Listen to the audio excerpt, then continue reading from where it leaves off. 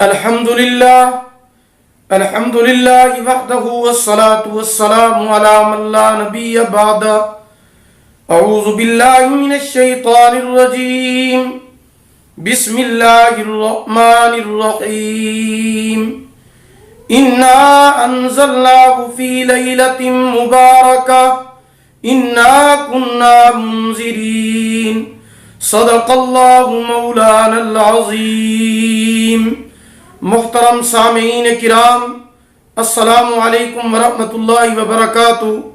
اللہ تعالی نے اپنے محبوب صلی اللہ علیہ وسلم کی برکت سے اس امت پر جہاں اور بہت سارے احسانات فرمائے ہیں، وہیں شعبان المعظم کا مہینہ اور اس مہینے کی 15ویں شب یعنی شب برات بھی امت محمدیہ صلی اللہ علیہ وسلم کے لیے رحمت، مغفرت اور بخشش کا سیزن بنا کر بھیجی ہے.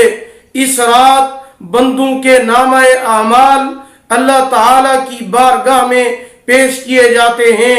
اس رات آئندہ سال کی پیدائش اور اموات لکھے جاتے ہیں. اسی رات آئندہ سال کا رزق تقسیم کیا جاتا ہے. اللہ اکبر، اللہ اکبر. حضرت ام عائشہ صدیقہ رضی اللہ تعالی عنہا سے روایت ہے، وہ فرماتی ہیں کہ ایک رات حضور اکرم صلی اللہ علیہ وسلم میرے حجرے میں آرام فرما رہے تھے. رات کے کسی پہر میری آنکھ کھلی، میں نے دیکھا کہ حضور اکرم صلی اللہ علیہ وسلم میرے حجرے میں موجود نہیں ہیں. میں حضور صلی اللہ علیہ وسلم کو تلاش کرتے کرتے مدینہ کے قبرستان جنت البقیع کے اندر پہنچ گئی. حضور صلی اللہ علیہ وسلم مدینہ کے قبرستان جنت البقیع میں اپنی امت کی بخشش کے لیے رو رو کر دعائیں مانگ رہے تھے. اللہ اکبر. جب دعاؤں سے فارغ ہوئے حضور صلی اللہ علیہ وسلم نے فرمایا، عائشہ کیا آپ جانتی ہیں کہ آج کون سی رات ہے؟ آج شب برات ہے، 15 شعبان المعظم کی رات ہے. آج کی رات اللہ پاک کی رحمت آسمان سے موسلا دھار بارش کی طرح برس رہی تھی، اور آج کی رات یعنی شب برات اللہ پاک قبیلہ بنو کلب کی بکریوں کے بالوں کے برابر اپنی مخلوق کی مغفرت فرماتے ہیں، بخشش فرماتے ہیں. قبیلہ بنو کلب کی بکریوں کی مثال اس لیے دی کیونکہ قبیلہ بنو کلب کے پاس جو بکریاں اور بھیڑیں موجود تھی وہ اس وقت سارے عرب قبائل کی بھیڑوں اور بکریوں سے تعداد میں زیادہ تھے. ایک اور روایت کے اندر آتا ہے، شیر خدا سیدنا حضرت علی المرتضی رضی اللہ تعالی عنہ روایت کرتے ہیں کہ حضور اکرم صلی اللہ علیہ وسلم نے ارشاد فرمایا، قوموا لیلہا وصوموا نہارہا، او کما قال علیہ الصلاۃ والسلام، کہ اس رات قیام کیا کرو یعنی اس رات اللہ تعالیٰ کی عبادت کیا کرو، وصوموا نہارہا، اور اگلے دن یعنی 15 شعبان کے دن کا روزہ رکھا کرو. سیدنا حضرت علی المرتضی رضی اللہ تعالی عنہ فرماتے ہیں کہ حضور پاک صلی اللہ علیہ وسلم نے فرمایا کہ اس رات یعنی شب برات اللہ تعالی کی رحمت غروب آفتاب ہوتے ہی آسمان دنیا پر ظاہر ہو جاتی ہے. وہ اللہ پاک کی رحمت کہ جس کو انسان سارا سال تلاش کرتا رہتا ہے، اس رات اللہ پاک کی رحمت خود انسان کو تلاش کرتی ہے اور پکار کر کہہ رہی ہوتی ہے، حل من مستغفرین، ہے کوئی مجھ سے بخشش طلب کرنے والا میں اس کی بخشش کر دوں. حل من مسترزقین، ہے کوئی مجھ سے رزق طلب کرنے والا میں اسے رزق عطا کر دوں. ہے کوئی مجھ سے اولاد طلب کرنے والا میں اسے اولاد دے دوں. ہے کوئی مجھ سے روزی مانگنے والا میں اسے روزی عنایت فرما دوں. تو یہ رات اللہ پاک نے ہمیں عطا فرمائی ہے. ہم اس رات کے اندر زیادہ سے زیادہ عبادت کریں، استغفار کریں، اللہ کو راضی کریں، اللہ کو منائیں، اللہ سے دعائیں مانگیں، اپنی حاجات اللہ کے سامنے پیش کریں، اپنے مقاصد اللہ پاک کے سامنے رکھیں. جب ہم دل کے ساتھ، درد دل کے ساتھ اس رات دعائیں مانگیں گے تو ملائکہ اس رات لوگوں کی دعاؤں پر آمین آمین کہتے ہیں۔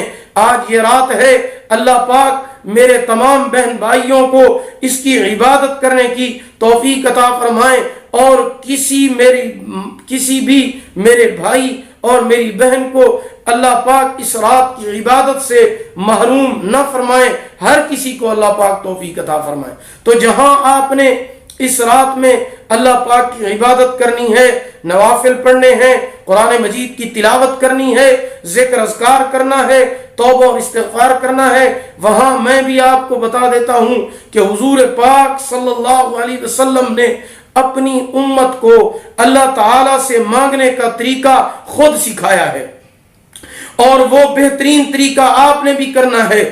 وہ طریقہ میں بتا رہا ہوں جو حضور پاک صلی اللہ علیہ وسلم نے اپنی امت کو اللہ پاک سے مانگنے کے لیے سکھایا ہے۔ وہ بہترین طریقہ نماز حاجت ہے، 2 رکعت نماز صلاۃ الحاجت۔ خود بھی حضور اکرم صلی اللہ علیہ وسلم جب بھی زندگی میں کوئی پریشانی آتی تھی، کوئی بھی مسئلہ آتا تھا، حضور پاک صلی اللہ علیہ وسلم فوراً اللہ تعالیٰ کی بارگاہ میں 2 رکعت نماز نفل حاجت کے پڑھتے تھے، اور اس کے بعد اللہ تعالیٰ سے دعا مانگتے تھے۔ نماز حاجت اللہ تعالیٰ کی بارگاہ میں اپنی حاجت کو پیش کرنے کا بہت بڑا ذریعہ ہے، بہت بڑا ذریعہ ہے۔ نبی کریم صلی اللہ علیہ وسلم سے لے کر آج تک جتنے بھی نیک لوگ ہیں، اولیاء، صلحاء، اتقیاء، بڑے بڑے بزرگ نیک لوگ اللہ والے، جب بھی ان کے اوپر کوئی مشکل آتی تھی، کوئی حاجت ہوتی، ضرورت ہوتی، کوئی مقصد ہوتا، کوئی پریشانی ہوتی، تو وہ اللہ کی بارگاہ میں 2 رکعت نماز نفل حاجت ضرور پڑھا کرتے تھے، کیونکہ اللہ پاک قرآن مجید کے اندر خود ارشاد فرماتے ہیں، یا ایھا الذین آمنوا استعینوا بالصبر والصلاۃ ان اللہ مع الصابرین۔ اے ایمان والو، اللہ پاک سے مدد طلب کیا کرو۔ کیسے؟ بالصبر والصلاۃ، صبر کے ذریعے اور نماز کے ذریعے اللہ تعالیٰ سے مدد طلب کرو۔ تو اب یہ 2 رکعت نماز صلاۃ الحاجت پڑھنی کیسے ہے؟ ویسے ہی پڑھنی ہے جیسے آپ باقی نوافل پڑھتے ہیں۔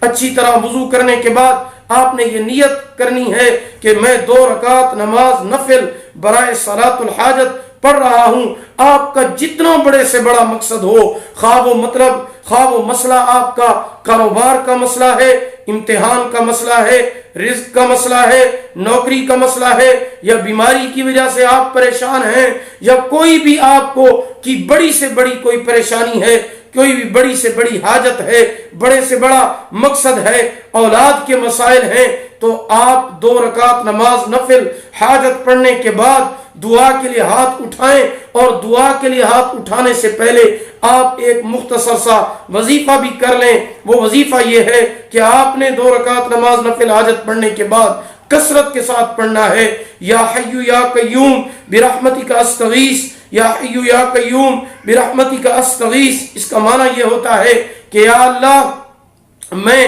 یا حی یا قیوم برحمتک استغیث، اس کا مطلب یہ ہوتا ہے یا اللہ میں آپ